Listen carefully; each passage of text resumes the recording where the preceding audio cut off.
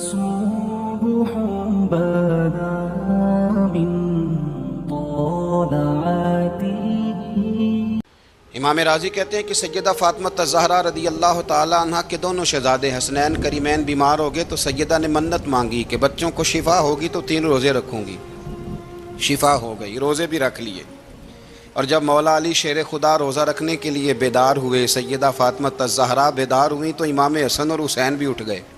7-8 سال کی عمر، اماں جی ہم نے بھی رکھنا ہے۔ صبح کھجور اور دودھ سے روزہ رکھ لیا گیا۔ عین افطاری کے وقت مولا علی کہتے ہیں فاقے چل رہے تھے، کہیں سے میں جوں لایا تھوڑے سے۔ سیدہ فاطمہ الزہرا نے پیس کر روٹیاں پکائیں۔ وہ وقت جو بڑا مشکل ہوتا ہے افطار کا، کہتے ہیں اس وقت جب کھانے کے لیے بالکل ہاتھ آگے بڑھنے لگے اور امید تھی کہ ابھی سیدنا بلال اللہ اکبر کہیں گے تو روزہ کھلے گا، لیکن ابھی چند ہی منٹ رہتے تھے کہ دروازے پر ایک فقیر نے صدا دی۔ کہنے لگا سارے مدینے کے دروازے کھٹکھٹا آیا ہوں، قحط ہے، فاقہ ہے، اے رسول اللہ کے خاندان والو، میں یتیم ہوں، کسی نے بتایا ہے کہ اور کوئی دروازہ کھلے نہ کھلے سیدہ کا دروازہ تیرے لیے ضرور کھلے گا، کیا یتیم کو روٹی ملے گی؟ تو حضرت مولا علی نے بچوں کی طرف دیکھا ہی تھا کہ امام حسن ساری روٹیاں جا کے دروازے پہ دے آئے۔ کھجور اور پانی سے افطار ہو گیا۔ صبح پھر کھجور اور دودھ سے روزہ رکھا۔ امام راضی کہتے ہیں عین وہ وقت جب افطار کا ٹائم آیا تو پھر دروازے پہ کسی نے صدا دی، کہا اے رسول اللہ کے خاندان والوں میں مسکین ہوں، رات سے روٹی کھائی ہے، نہ صبح کھا سکا نہ دوپہر، کسی نے بتایا ہے کہ اس دروازے سے خالی کوئی نہیں جاتا۔ امام حسن نے پھر سارا لنگر اٹھایا اور پھر جا کے دے دیا۔ تیسرا دن پھر ہوا۔ مجھے لگتا ہے کہ جب افطار کا ٹائم آیا ہوگا نا تو یہ خود ہی سارے دروازے پہ دیکھتے ہوں گے، یہ کوئی آیا نہیں لینے والا ابھی تک، لگتا ہے کہ نظریں دروازے پہ تھیں۔ عین افطار کے وقت 3 روٹیاں جب جوں کی پک کے آئی تو ایک بھکاری نے صدا دی، کہنے لگا میں قیدی ہوں، آج ہی قید سے رہائی ملی ہے، پہلے دن کسی کے دروازے پہ صدا ملی ہے، دی ہے روٹی ملے گی۔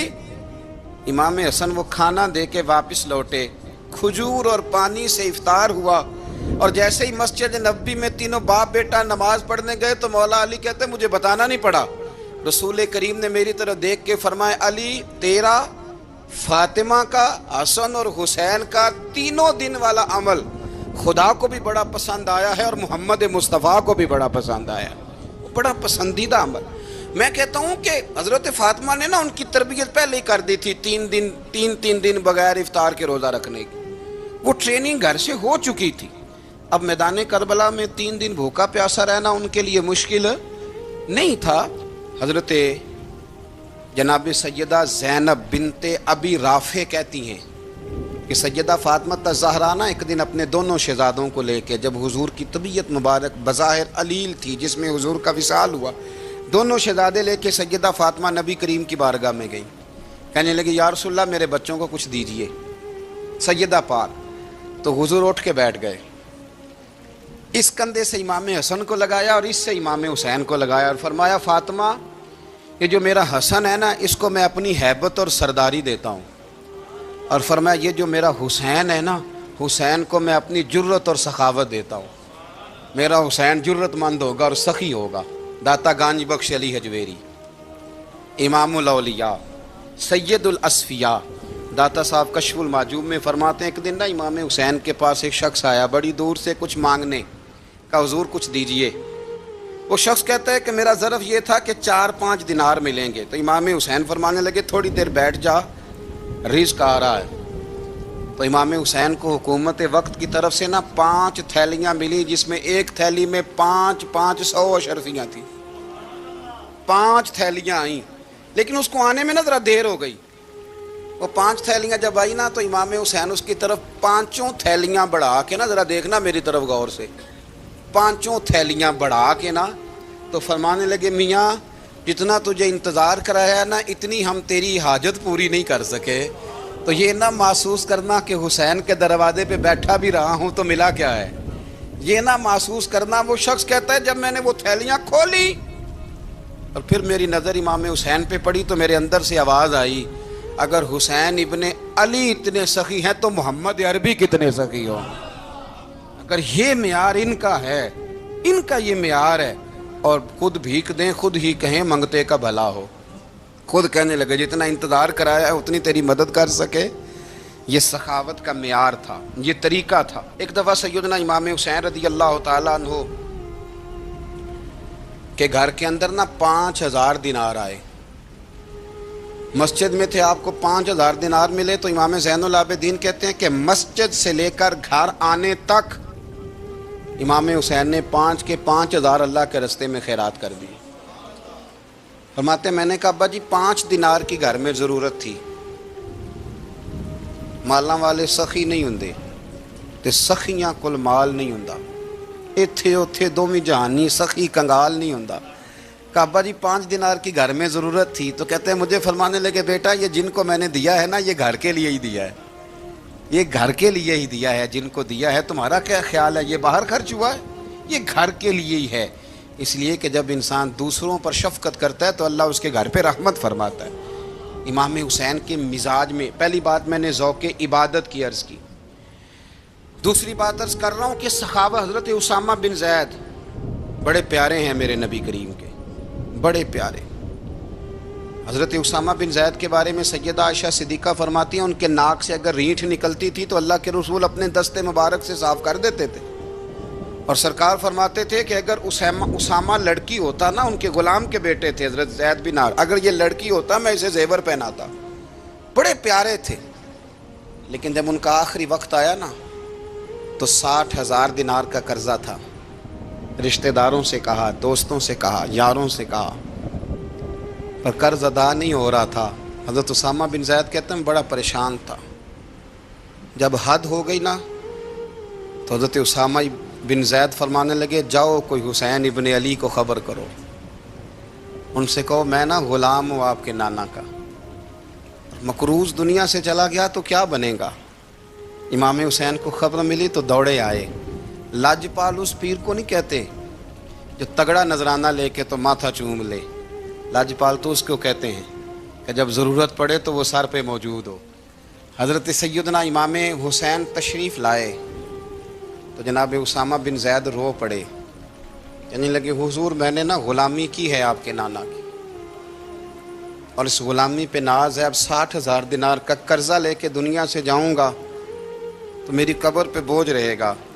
امام حسین خادم کو بھی کہہ سکتے تھے جاؤ گھر پیسے پڑے ہیں لے آؤ، امام حسین خود گئے، چادر روڑ کے تو اس کی اوٹ میں بکل میں 60,000 دینار چھپا کے لائے، اور جناب اسامہ بن زید کے سامنے رکھ کے کہنے لگے اسامہ یار پیسے رات کو ہی آئے تھے، میں سوچ رہا تھا مجھے تو ضرورت نہیں، اللہ نے کس کا نصیب میرے گھر میں بھیج دیا ہے، مجھے تو حاجت ہی نہیں تھی، اب پتہ چلا پیسے تیرے تھے، اللہ نے حسین کی ڈیوٹی لگائی ہے کہ جا کے دے آ۔ حضرت اسامہ بن زید رو پڑے، فرمانے لگے اللہ آپ کو بہترین صلہ عطا فرمائے۔ امام بڑا ہی پیار کرتے تھے، گھوڑے پہ جا رہے تھے، کچھ فقیر غریب لوگ بیٹھ کے روٹی کھا رہے تھے، کہاں رہے تھے؟ سڑک کے کنارے۔ تو امام زین العابدین فرماتے ہیں کہ جب امام حسین گزرے تو انہوں نے آواز دی حضور دل کرتا ہے ہمارے ساتھ بیٹھ کے روٹی کھائیں۔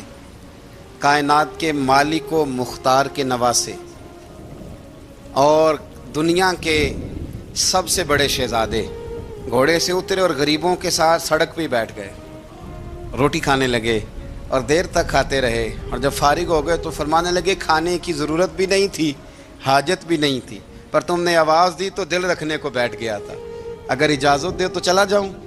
یہ مزاج تھا، یہ طبیعت تھی۔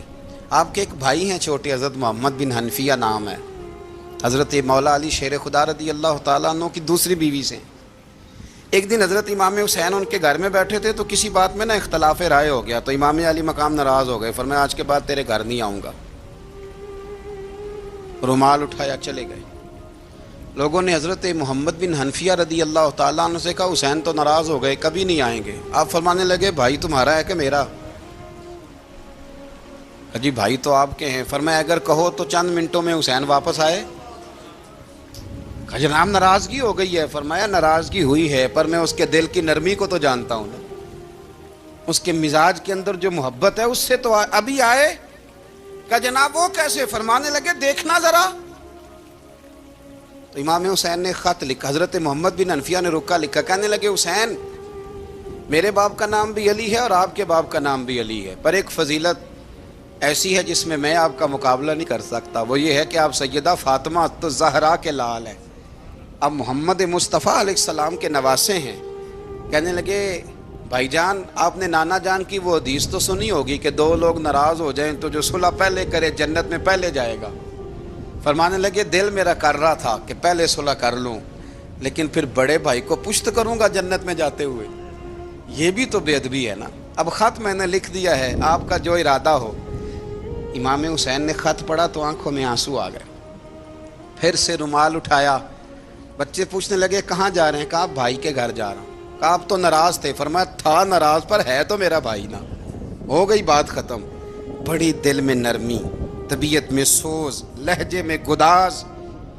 حضرت امیر معاویہ رضی اللہ تعالیٰ عنہ نے ایک شخص کو بھیجا مدینہ منورہ شام سے، تو اس نے کہا میں نے امام حسین سے ملنا ہے، تعارف کیا ہے؟ جناب امیر معاویہ فرمانے لگے مسجد نبوی میں جانا جس کے گرد لوگ سب سے زیادہ ادب سے بیٹھے ہوں اور جس کی باتیں سب سے زیادہ میٹھی ہوں اور جس کی نظریں سب سے زیادہ جھکی ہوں اور جس کے چہرے پر تمہیں سب سے زیادہ وقار نظر آئے وہی علی کے بیٹے حسین ہوں گے. جو سب سے زیادہ تمہیں وہاں ماحول کے اندر جو شخص نظر آئے پوچھنے کی ضرورت نہیں پڑے گی. وہ شخص کہتا میں مدینے آیا تو میں نے واقعی ایک شخص کو دیکھا، شہد کے گرد مکھیوں کا اتنا ہجوم نہیں ہوتا جتنا امام حسین کے گرد رسول اللہ کے غلاموں کا ہجوم تھا، لیکن نظریں جھکی ہوئی، باتیں میٹھی، لہجہ گداز گداز، لفظوں میں رانائی. اور لوگ کئی باتیں پوچھتے تو علی کے صاحبزادے ایک کا جملہ بولتے تو لگتا یہ کہ وہ جملہ سیدھا دل میں اترتا چلا جاتا ہے. امام علی مقام کے کردار میں کچھ باتیں بڑی زیادہ تھیں، بہت زیادہ تھیں، بڑا حسن تھا. ایک بات تو یہ تھی امام حسین رضی اللہ تعالیٰ عنہ کا علم و فضل بڑا کمال کا تھا. ایک دفعہ صحابہ میں مسئلہ بن گیا کہ بچہ پیدا ہوتا ہے تو اس کا وظیفہ کیسے لگانا ہے. امام حسین کا علم و فضل بتا رہا ہوں، علم و فضل. تو بات بڑی پیچیدہ ہو گئی. حضرت عبداللہ ابن زبیر کے پاس لوگ آئے، کہنے لگے کہ آپ بڑے صاحب علم و فضل ہیں، آپ نے حضور علیہ الصلوۃ والسلام کے ساتھ وقت گزارا ہے، تو مسئلے کو حل کریں کہ بچہ پیدا ہونے کے بعد حکومت اگر وظیفہ لگائے گی تو کب لگائے گی. جب بحث طول پکڑ گئی، مسئلہ حل نہیں ہوتا تھا، تو حضرت عبداللہ ابن زبیر کہنے لگے ہم سے نہیں حل ہوگا. ایک بندہ ہے جس کے سینے میں رسول اللہ صلی اللہ تعالیٰ علیہ وسلم کے نور نبوت کا فیضان ہے، وہ یہ مسئلہ حل کریں گے. تو کہا وہ کون سے؟ آپ فرمانے لگے جب ہم سے مسائل حل نہیں ہوتے تو ہم ان کے علم سے فائدہ اٹھاتے ہیں. کہا کون ہے؟ کہا جناب امام حسین. تو لوگ حضرت امام حسین کے پاس گئے کہ حضرت یہ ایک مسئلہ الجھ گیا ہے کہ بچہ پیدا ہو تو وظیفہ کب لگانا ہے. فرمایا الجھنے والی بات ہی کوئی نہیں، پیدا ہونے کے بعد جب وہ پہلی دفعہ آواز نکالے تو اس کا وظیفہ لگا دو. اس کا مطلب یہ ہے کہ وہ دنیا میں آ گیا ہے، اس نے اپنے آنے کا اظہار کر دیا ہے، اعلان کر دیا ہے، اب اس کا وظیفہ لگا دو. تو اس پر پھر صحابہ کا اتفاق ہو گیا. امام حسین کے علم سے، فضل سے لوگ فیض اٹھاتے تھے. حضرت سیدنا امام حسین کی شہادت کے بعد حضرت عبداللہ ابن زبیر رضی اللہ تعالیٰ عنہ نے قاتلان حسین سے خطاب کیا اور فرمانے لگے اللہ کی قسم تم نے اس شخص کو شہید کیا ہے جو راتوں کو لمبے لمبے قیام کرتا تھا، اور تم نے اس شخص کو شہید کیا ہے جس سے میں دن میں جب بھی ملتا تھا تو وہ روزے سے ہوتا تھا.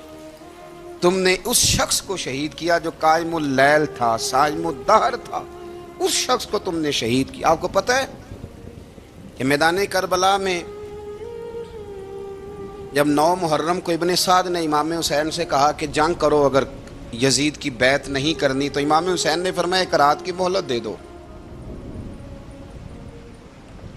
ایک رات کی مہلت دے دو. حضرت امام زین العابدین کہتے ہیں میں نے اپنے والد گرامی سے عرض کی کہ ابا جی آپ جہاد سے دور جانے والے تو ہیں نہیں، آپ تو جہاد سے پیار کرنے والے، اور یہ بھی پتہ ہے مجھے کہ یہ جنگ اب ہو کے رہے گی، تو ایک رات کی مہلت لینے کا معنی کیا ہے؟ بھئی کل بھی لڑنا ہے اور رات بھی لڑنا ہے، تو ابا جی ایک رات کی مہلت. تو سیدنا امام حسین رضی اللہ تعالیٰ عنہ فرمانے لگے بیٹا رات کی مہلت اس لیے لی ہے کہ میں آج رات کھل کے اپنے رب کی عبادت کر لوں، میں استغفار کر لوں، میں لمبے سجدے کروں۔ اور کہا زین العابدین تو جانتا ہے نا کہ مجھے نماز سے، تلاوت سے، دعا سے اور استغفار سے بڑا پیار ہے۔ رسول کریم علیہ السلام نے فرمایا، جامع ترمذی میں موجود ہے، فرمایا میں جا رہا ہوں پر تمہیں دو بڑی بھاری بڑی وزنی چیزیں دے کے جا رہا ہوں۔ صحیح ستہ کی روایت، دو وزنی چیزیں تمہارے بیچ چھوڑ کے جا رہا ہوں، اگر ان کو تھام کے رہو گے تو کبھی گمراہی تمہارے پاس نہیں آئے گی۔ یا رسول اللہ وہ کون کون سی؟ فرمایا ایک اللہ کی کتاب دے کے جا رہا ہوں اور دوسرا اپنا خاندان دے کے جا رہا ہوں۔ اگر اہل بیت نبوت کو تھامے رہو گے، ہمارے بزرگوں نے لکھا ہے کہ یہ جو حضور نے کتاب اللہ اور پھر اپنی اہل بیت کا تذکرہ فرمایا تو اس کا مطلب یہ ہے کہ تھیوری دیکھنی ہوئی تو قرآن دیکھنا، اور پریکٹیکل دیکھنا ہوا تو علی اور فاطمہ کو دیکھنا، حسن اور حسین کو دیکھنا، ان کو دیکھنا۔ نبی کریم علیہ الصلوۃ والسلام کے اہل بیت منارہ نور ہیں، ان کی محبت، ان کا پیار کیوں بھلا؟ اس لیے کہ یہ وہ خوبصورت لوگ ہیں جن کو خود میرے نبی پاک نے تراشا ہے۔ ان کی سیرت میں جتنے رنگ ہیں وہ رسول کریم نے خود بھرے ہیں۔ ان کی ایک ایک بات کا خیال نبی پاک نے رکھا ہے، حضور نے از خود انہیں اپنی صحبت عطا کی ہے۔ زیادہ دور نہیں تھا سیدہ فاطمہ کا گھر، مسجد نبوی کے ساتھ تھا، اللہ کے رسول دن میں 2 دفعہ جایا کرتے تھے۔ پھر بھی کبھی کبھی فرماتے فاطمہ میرا دل کرتا ہے آج میں رات تیرے گھر میں قیام کروں، تو سیدہ فاطمہ الزہرا فرماتی ہیں کہ آمنہ کے لال اس طرح بھی میرے گھر میں قیام کرتے تھے کہ حضور چارپائی پہ لیٹتے تھے تو ایک کندھے پہ امام حسن کا سر ہوتا تھا اور دوسرے پہ امام حسین کا سر اقدس ہوتا تھا، اور فرماتی ہیں رات کو کبھی حسنین کریمین دودھ مانگتے تو میں اٹھتی دودھ دینے کے لیے، تو حضور فرماتے لیٹ جاؤ آج میرے ساتھ سوئے ہیں تو دودھ بھی میں ہی پلاؤں گا، تو محبوب اٹھتے ان کے لیے دودھ لاتے برتن سے نکال کے۔ حضور نے انہیں وقت دیا اور پھر ان کی چھوٹی چھوٹی چیزوں کا خیال رکھا۔ صحیح بخاری میں موجود ہے، تربیت پر توجہ دی۔ امام حسین تشریف لائے، ابھی عمر مبارک 7 سال کے قریب تھی، مسجد نبوی میں صدقے کی کھجوروں کا ڈھیر لگا ہوا تھا۔ چھوٹا بچہ جو ہوتا ہے نابالغ، اس پر شریعت کے احکامات نہیں آتے۔ صدقے کی کھجوروں کا ڈھیر تھا مسجد نبوی میں۔ یہ تربیت ہے، یہ ٹریننگ ہے جو اللہ کے محبوب نے خود انہیں عطا فرمائی۔ صدقے کی کھجوروں کا ڈھیر تھا، امام حسین حضور کے ساتھ آئے تو امام علی مقام نے ایک کھجور اٹھا کے منہ میں رکھ لی۔ شارحین نے لکھا ہے لگتا یہ ہے کہ کئی دنوں کی بھوک تھی، کیونکہ یہ فاقہ اہل بیت کا بڑا محبوب ہے۔ مجبور نہیں تھے، وہ تو خزانوں کے مالک تھے، پر غریبوں سے محبت کی وجہ سے فاقے کیا کرتے تھے، یہ ان کی پسند ہے فاقہ کرنا۔ تو ایک کھجور امام علی مقام نے رکھ لی تو اللہ کے رسول نے گلے میں انگلی ڈال کے نکال دی، تو فرمایا حسین یہ صدقہ ہے، یہ میری اہل بیت کے لیے درست نہیں ہے۔ حضور نے خود تربیت کی، اور پھر سیدہ فاطمہ الزہرا نے اپنے بچوں کو تراشا، ان پر محنت کی۔ میں اکثر گزارش کرتا ہوں دوستوں سے، میں کہتا ہوں کربلا کا واقعہ کوئی حادثاتی نہیں ہے، اس کے پیچھے پوری ایک لاجک ہے، اس کے پیچھے پورا ایک فلسفہ ہے۔ ایسے ہی کوئی آدمی 3 دن بھوکا پیاسا رہ سکتا ہے؟ کسی آدمی کو صبح اس نے کھانا کھایا اور شام تک کھانا نہ ملے تو ٹانگیں کانپتی ہیں۔ رمضان المبارک میں عبادت کی نیت سے روزہ رکھنے والے بھی شام کو بڑے پریشان ہو جاتے، اور مسلسل 3 دن کھانا نہ کھایا جائے اور پانی نہ پیا جائے، اور حال یہ ہے کہ وہی آدمی تلوار لے کے میدان میں نکلے اور اس کی حالت یہ ہو کہ لوگ اس کے آگے دوڑنا شروع کر دیں، ہزاروں کی فوجیں تاب نہ لا سکے۔ علی کا گھر بھی وہ گھر ہے کہ جس گھر کا ہر ایک بچہ جسے دیکھو وہی شیر خدا معلوم ہوتا ہے۔ یہ کوئی آسان ہے؟ اس کے پیچھے پوری ایک اس کے پیچھے فلسفہ ہے۔ امام راضی کی تفسیر کبیر دیکھیے گا، حضرت امام حسین کی وہ شخصیت تھی کہ مشکات میں حدیث ہے، نبی پاک صلی اللہ تعالی علیہ وسلم کی چچی جناب ام فضل صبح صبح گھبرائی حضور کی بارگاہ میں آئیں، عرض کی یا رسول اللہ صلی اللہ علیہ وسلم آج میں نے عجیب خواب دیکھا ہے، میں ڈر گئی ہوں۔ حضور نے فرمایا چچی کیا دیکھا؟ عرض کی حضور میں نے دیکھا ہے کہ آپ کے وجود کا گوشت کا ایک ٹکڑا کٹ کے میری جھولی میں آ گیا ہے۔ حضور یہ کیا ہے؟ تو محبوب خواب سن کے مسکرائے، فرمایا چچی یہ پریشانی والا خواب نہیں، یہ تو خوشی والا خواب ہے، اللہ فاطمہ کو بیٹا عطا کرے گا اور وہ تیری گود میں کھیلا کرے گا۔ چونکہ وہ میرے وجود کا ٹکڑا ہوگا لہذا خواب تجھے یہ آئی ہے. تو امام حسین پیدا ہوئے, امام حسن کی عمر ابھی 11 مہینے تھی. تو نبی پاک نے امام حسین کو جناب ام فضل اپنی چچی کی گود میں دے دیا کہ فاطمہ کے لیے دونوں بچے سنبھالنا مشکل ہوگا. وہ خواب اس طرح پوری ہوئی. امام حسین سے حضور نے بڑا پیار کیا, بڑی محبت فرمائی نبی پاک سے. کچھ حدیثیں میں نے جمعے میں عرض کی تھیں. حضرت ابو ہریرہ رضی اللہ تعالیٰ عنہ کہتے ہیں یہ واحد بچہ تھا حضور کے گھرانے کا کہ میں نے دیکھا کہ نبی پاک صلی اللہ علیہ وسلم بیٹھے تھے تو یہ حضور سے کہہ رہے ہیں, نبی پاک سے, کہ نانا جی اٹھ کے کھڑے ہو. کہتے ہیں حضور کھڑے ہو گئے تو کہنے لگے میں نے آپ کے برابر جانا ہے. بچے جو مرضی ضد کر لیتے ہیں نا. قد چھوٹا تھا, عمر 7.5 سال تھی. کہنے لگے نانا میں نے برابر جانا ہے. تو نبی پاک صلی اللہ علیہ وسلم نے ہاتھ پکڑ لیے, فرمایا چل پھر ہو جا برابر.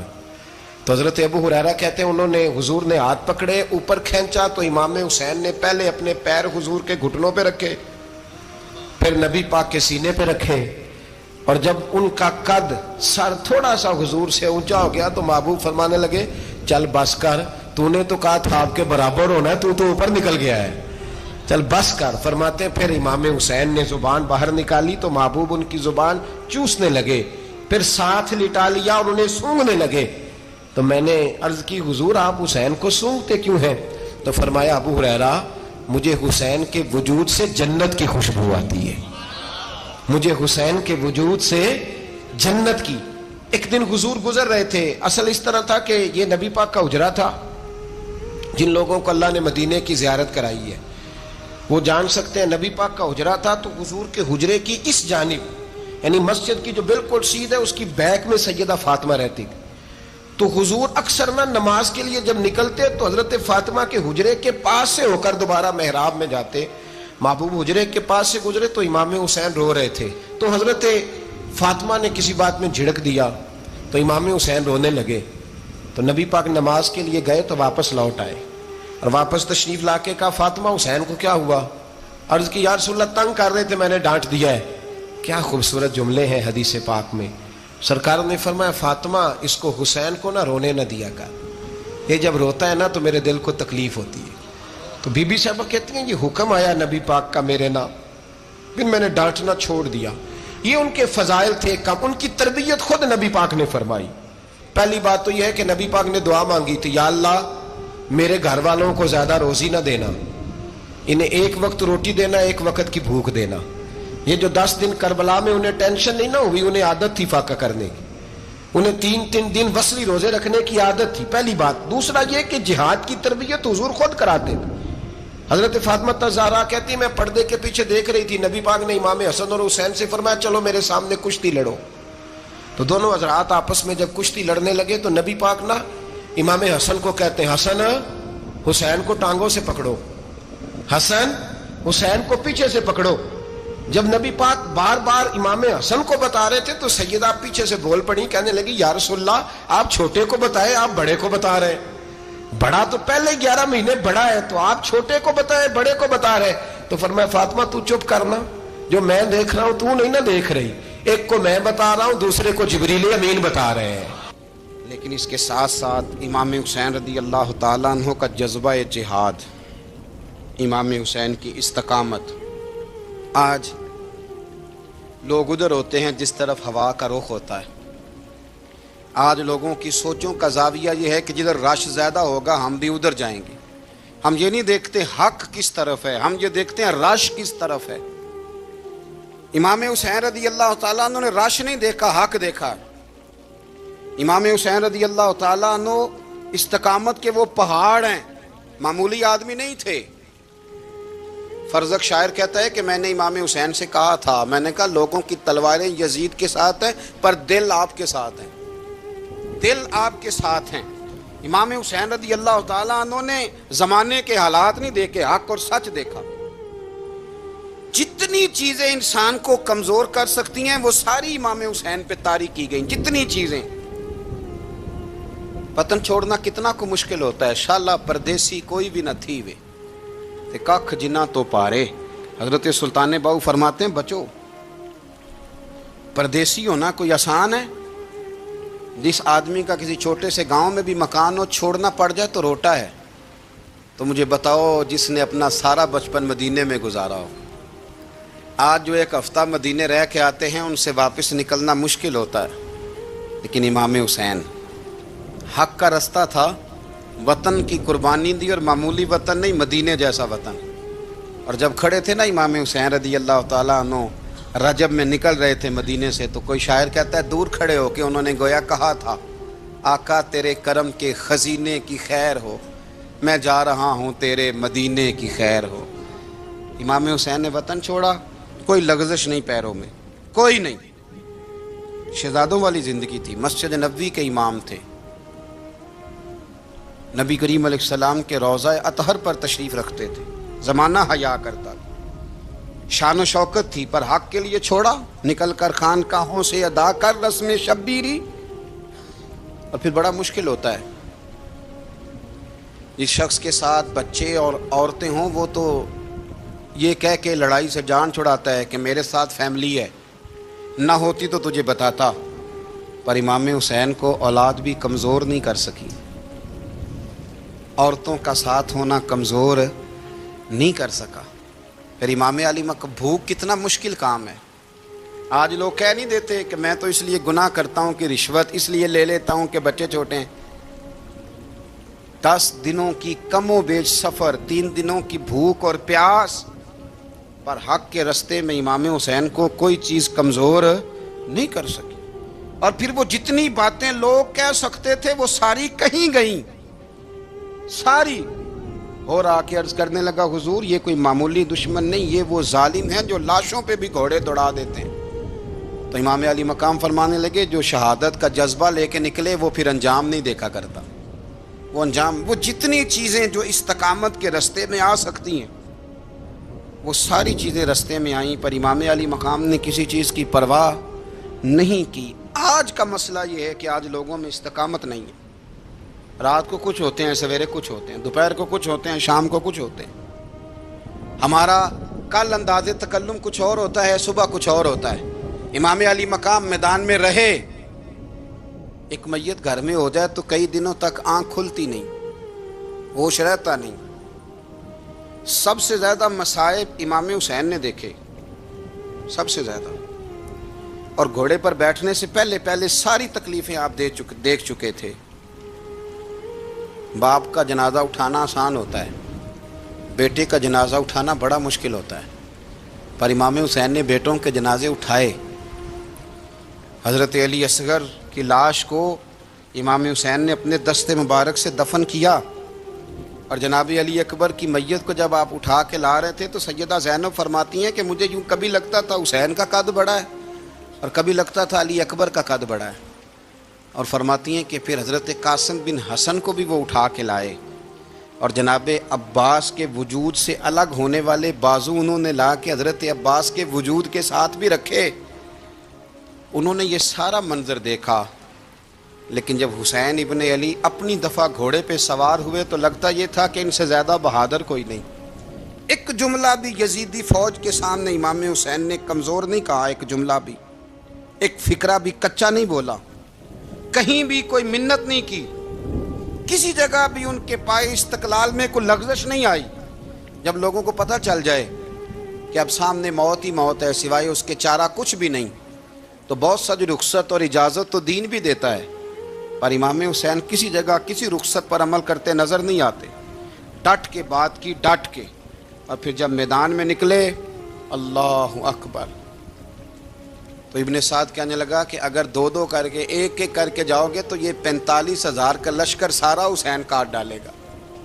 یک بارگی حملہ کرو گے تو بات. اتنی استقامت، اتنا. آج تو لوگ ڈپریشن کے مریض ہیں، آج تو لوگ ٹینشن کے مریض ہیں. ہر دوسری بات میں لوگ کہتے ہیں وہ بڑا، پر کس بات سے؟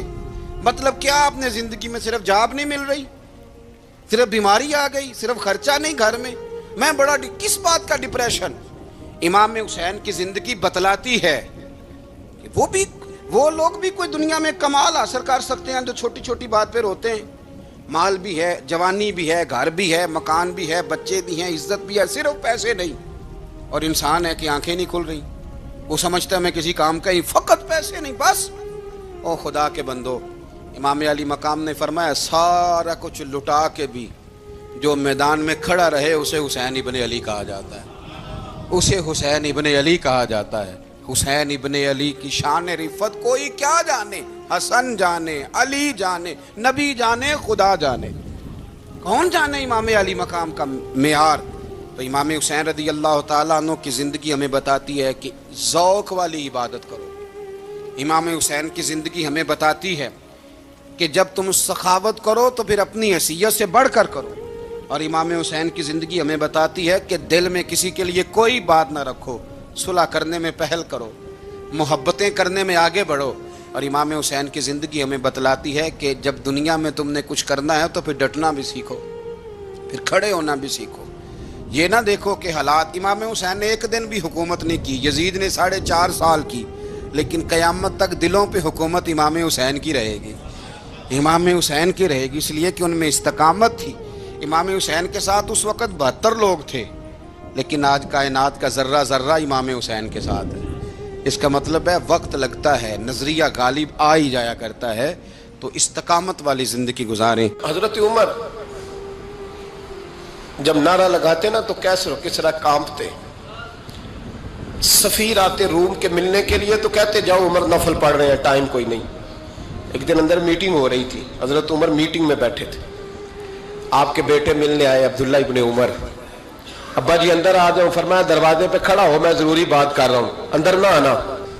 جناب عبداللہ ابن عمر کہتے ہیں میں دروازے پہ کھڑا ہو گیا، تھوڑی دیر گزری تو امام حسین بھی آ گئے۔ ایک حدیث میں، ایک روایت میں امام حسن کا لفظ بھی ہے، امام حسین آئے، آ کے عبداللہ ابن عمر سے کہنے لگے عمر فاروق اندر ہیں؟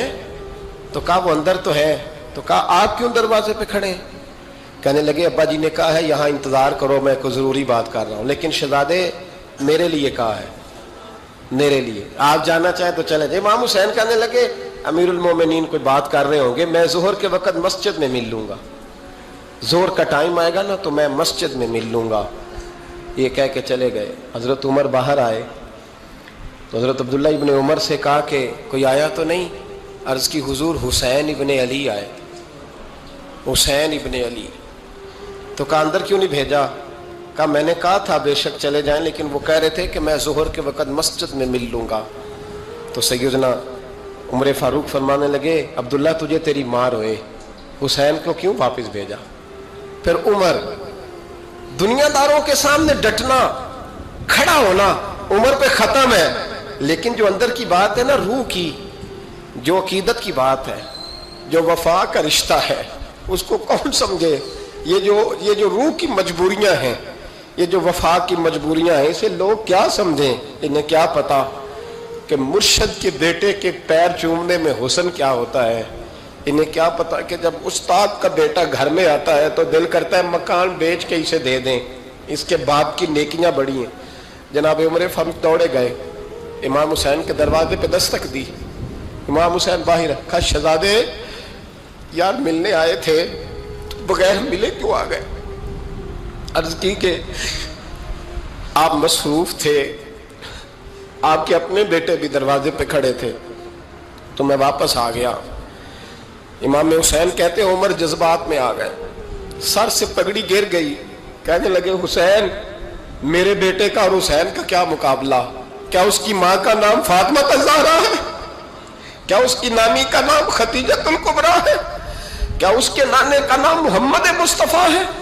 اور پھر سر سے پگڑی اتری تھی، اپنے بال زور سے پکڑ لیے، کہنے لگے حسین میں نا مکے میں اونٹ چرایا کرتا تھا اور ڈنڈوں سے مار کھاتا تھا اپنے باپ سے، یہ جو آج ساری دنیا میں عمر کے نعرے لگتے ہیں یہ تیرے نانے کا صدقہ ہے۔ شہزادے میری وفا اور میری وفا میں جب تیرا دل کرے نا دوڑ کے آ جایا کر۔ عمر تو لوگ، ایک دن امام حسین نے آگے نا جناب فاروق اعظم سے کہا، خطبہ دے رہے تھے بچوں کی طبیعت شروع میں، پتہ نہیں کیا بات آئی امام حسین کے دل میں، کہنے لگے عمر نیچے اترو، یہ میرے نانا کا ممبر ہے۔ تو حضرت سیدنا عمر، سنو کبھی میرا بھی بچہ آ جائے تو میں کہتا ہوں اس کو پکڑو یار، بچوں کو تو نہیں نا جمعوں میں مطلب ذکر کیا جاتا، اترنا میرے نانے کا ممبر ہے۔ جناب عمر اتر کے نیچے کھڑے ہو گئے تو کہا جا کے اپنے نانے کے ممبر پہ بیٹھ۔ تو تو حضرت عمر رو پڑے، کہنے لگے شہزادے میرے نانے کا ممبر ہی کوئی نہیں ہے ہی نہیں، یہ ممبر یہ مصلی یہ تیرے نانے کی شان ہے، میرے نانے کا کوئی ممبر نہیں، تیرے ہی نانے کا ممبر ہے۔ تھوڑی دیر کھڑے رہے تو امام حسین کہنے لگے اچھا کوئی نہیں آپ کے نانے کا ممبر کا نہیں، کہا چلو پھر میرے نانے کے ممبر پہ بیٹھ جاؤ چلو خیر ہے، کوئی نہیں آپ کے نانے کا، کہا نہیں، تو کہا کوئی نہیں پھر میرے نانے کے۔ جب حضرت عمر بیٹھے تو بڑا شاندار جملہ کہا، فرمانے لگے میں ممبر پر مرضی سے نہیں بیٹھا تھا، مجھے ابو بکر نے بٹھایا تھا، اور پھر حسین کے کہنے پہ میں اترا ہوں، اب مجھے حسین نے بٹھایا ہے، اب کسی کی جرت ہے تو عمر کو اتار کے دکھائے، اب میں حسین کا تیری نسل پاک میں۔ اللہ تعالی ہمیں ان کے فیوز و برکات عطا فرمائے۔ آخر دعوانا ان الحمدللہ رب العالمین۔ اللہم صل علی سیدنا و مولانا محمد، اللہم صل علی سیدنا و مولانا محمد۔ اللہ کے شیر ہے در کرار پر درود، اللہ کے شیر ہے در کرار پر درود، اللہ کے شیر ہے در کرار پر درود۔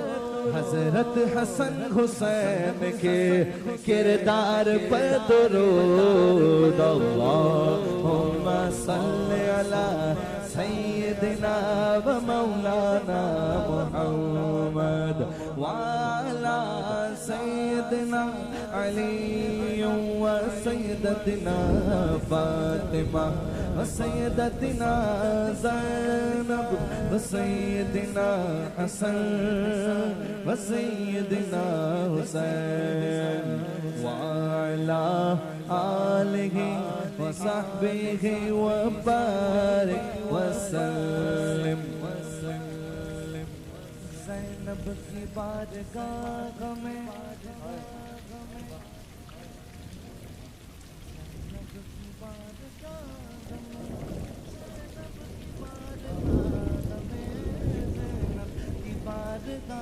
ہمیں سلام نیاز ہے، زینب کی بارگاہ میں سلام نیاز ہے، جو مرتضیٰ کی لاڈلی زہرا کا ناز ہے۔